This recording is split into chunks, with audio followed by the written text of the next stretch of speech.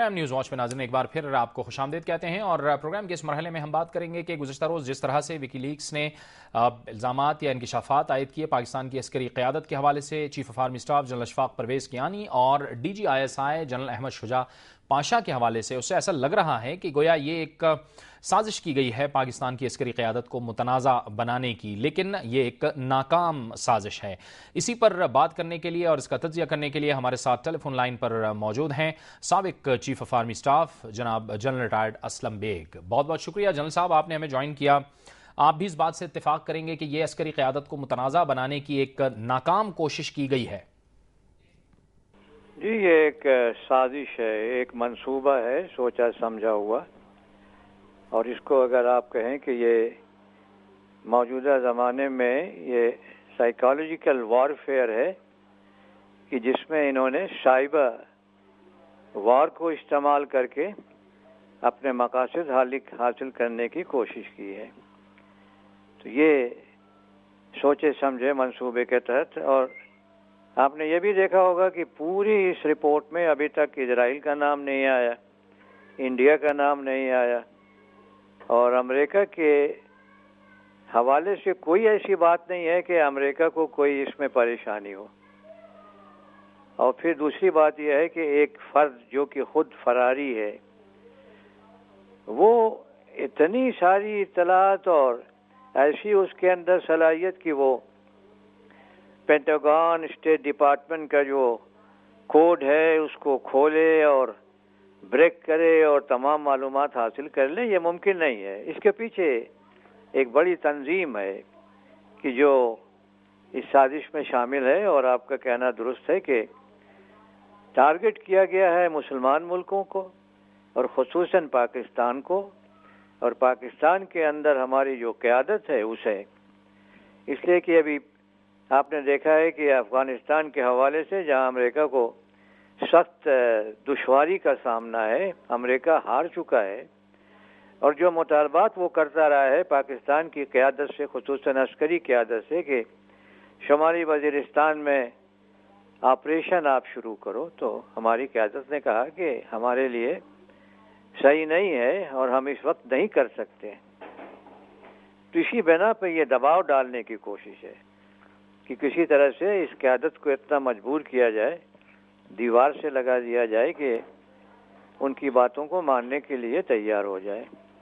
لیکن آپ دیکھیں گے کہ جو باتیں کہی گئی ہیں جنرل کیانی کے لیے، اگر اس کو صحیح طریقے سے آپ دیکھیں تو اس میں کوئی خرابی نہیں کہ 15 مارچ کو جب لانگ مارچ شروع ہوا تو اگر جنرل کیانی کی نیت خراب ہوتی تو وہ پرائم منسٹر کے ساتھ بیٹھے ہوئے حالات کو کنٹرول کرنے کی کوشش نہ کرتے کہ یہ حکومت نہ گرے، یہ جمہوری نظام چلتا رہے۔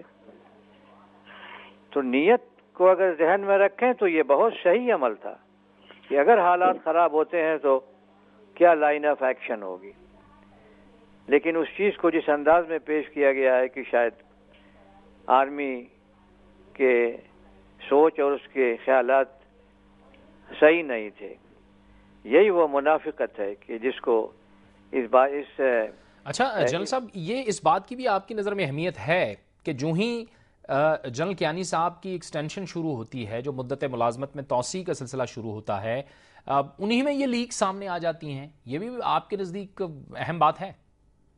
جی، یہ اہم بات ہے، اور پھر ان کو پسند نہیں ہے، وہ سمجھتے تھے کہ شاید تبدیلی ہوگی، کوئی اور آئے گا، اس کو منا لیں گے، اپنی راہ پہ ڈال لیں گے۔ ایسا نہیں ہوا تو یہ ہر بار استعمال کیا جا رہا ہے۔ اچھا جنرل صاحب، اس میں ایک بڑی اہم بات یہ تھی کہ جب جنرل اشفاق پرویز کیانی نے چارج سنبھالا as a chief of army staff, تو انہوں نے یعنی کہ ایک آئین اور قانون کے دائرے میں رہتے ہوئے جس طرح کہ ایک فوج کا کردار ہونا چاہیے، انہوں نے ظاہر ہے اسی کو انکریج کیا، اور اس کے بعد سیاسی قیادت کو بریفنگ دینا، سیاسی قیادت جو توقع رکھتی تھی فوج سے اس کے مطابق جو ان کے ایکشنز تھے یا جو ان کی ایکٹیویٹی تھی وہ تھی، جس کی وجہ سے ان کا امیج بڑا اچھا بنا، اور ظاہر ہے اس کو رسپیکٹ کیا جاتا تھا کہ وہ ایک جمہوریت پسند جرنیل ہیں۔ آپ سمجھتے ہیں کہ یہ اس امیج کو بھی ٹارچر کرنے کی کوشش کی گئی ہے؟ جی، جنرل کیانی نے وہی روایت قائم رکھی ہے جو ہم نے قائم کی تھی۔ ہم نے تو اس سے آگے بڑھ کے صرف اکیلے نہیں بلکہ تینوں سروس چیف نے مل کر کے فیصلہ کیا تھا. جو 17 اگست 1988 کو کیا گیا وہی روایت جنرل کیانی نے قائم کی. اور آپ نے دیکھا کہ جو پہلا بڑا فیصلہ کیا جنرل کیانی نے کہ 18 فروری کو جو الیکشن تھے اگر خاموش رہتے، وہ منصوبہ جو مشرف نے بنایا تھا، فوج کو انٹیلیجنس کو مداخلت کی اجازت ہوتی تو یہ نتائج نہ حاصل ہوتے جو آج پیپل پارٹی اور مسلم لیگ بڑی جماعتیں بن کے آئیں. کاف لیگ جیتتی، پرویز مشرف اب تک بیٹھے ہوتے. تو آپ ذرا غور کریں کہ یہ صرف اس لیے ممکن ہوا کہ جنرل کیانی نے اس جمہوری نظام کو ایک صحیح طریقے سے قائم ہونے میں مدد دی، جو بہت بڑا فیصلہ تھا، بہت بڑا قدم تھا. یہی وہ باتیں ہیں. اس کے بعد بہت سی باتوں پہ جو امریکہ چاہتا تھا، اس حکومت سے کام کرانا چاہتا تھا، فوج نے کہا کہ نہیں، یہ ہماری قومی سلامتی کے منافی یہ نہیں ہوگا. جیسے حکومت قائم ہوتے ہی پہلا اعلان یہ کیا گیا کہ ISI کو سول حکومت کے ماتحت کر دیا جائے گا. غلط تھا. کیری لوگر بل پہ ایسے معاملات سامنے آئے. نیوکلیئر ایشو پہ یہ بات سامنے آئی. اور بامبے میں جب ہماری حکومت نے کہا کہ حادثہ ہوا کہ DG ISI اور دوسرے لوگوں کو طلب کیا گیا ہے، تو حکومت نے کہا کہ ہاں ہم بھیج دیں گے. یعنی ایک بہت ہی غلط روایت قائم ہو جاتی ہے، اور نہ اس کا کوئی سفارتی آداب کے تحت کوئی جواز تھا. تو فوج نے کہا کہ ممکن نہیں ہے. اس طرح سے اور بھی بہت سے اقدامات کیے ہیں فوج نے، جہاں پہ کہ سلامتی قومی سلامتی کے تقاضے جو ہے مجروح ہوتے نظر آ رہے ہیں. یہی وجہ ہے کہ امریکہ یہ دیکھتا ہے کہ بار بار فوج کی طرف سے یہ رکاوٹ آتی رہی ہے، جبکہ حکومت وقت تقریباً ہر معاملے پر بات ماننے کو تیار تھی. جیسے ابھی آپ یہ دیکھیں کہ یہ فیصلہ، یہ حکم اس حکومت کو دینا چاہیے تھا کہ شمالی وزیرستان میں جو دباؤ ہے پاکستان کے اوپر کی فوج آپریشن کرے.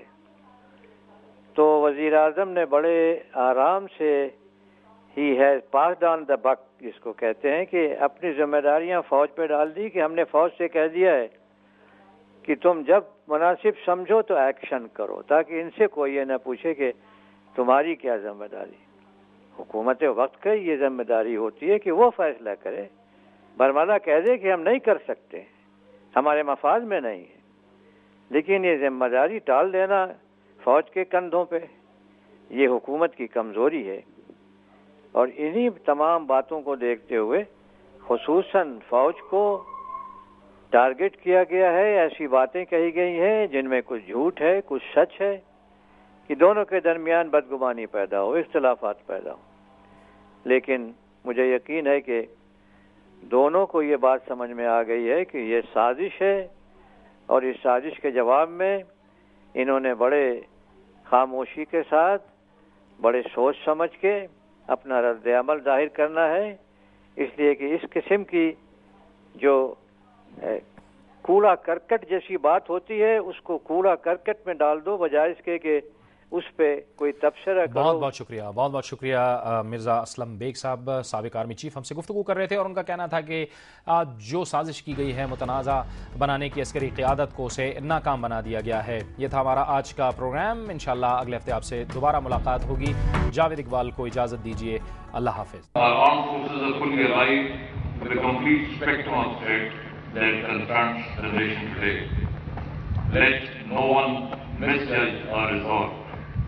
We will, inshallah, protect and defend Pakistan. We will not allow negative form of extremism and terrorism to bow us down. We will, inshallah, prevail. Pakistani nation